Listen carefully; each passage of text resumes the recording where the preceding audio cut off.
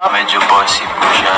Hindi po pantay-pantay para sa akin. First nomination night magaganap na. Sino kaya ang binoto ng mga housemates para manominate ngayong linggo at lalabas next week?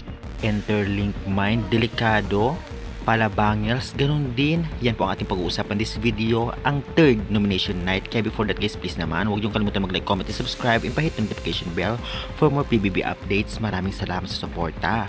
Well, magaganap na ngayong gabi ang third nomination night kung saan makikilala nga natin kung sino-sino nga ba ang magiging nominado ngayong linggo at lalabas next week, isang kapamilya at isang kapuso.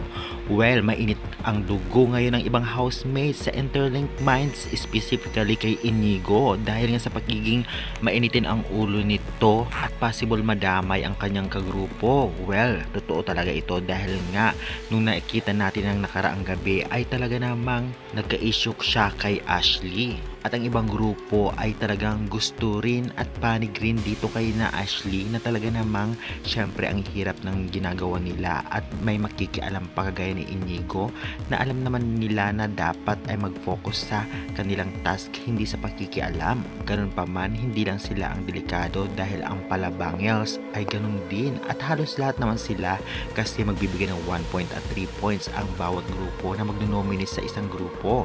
Malay natin yung mga issue na tago na hindi pa natin nakikita sa screen na talagang mabubunyag mamaya. Kaya good luck. Sa tingin nyo, Interlink Minds kaya ang possible manominate ngayon o ibang grupo? Pa-comment na and pa-subscribe. Maraming salamat sa suporta.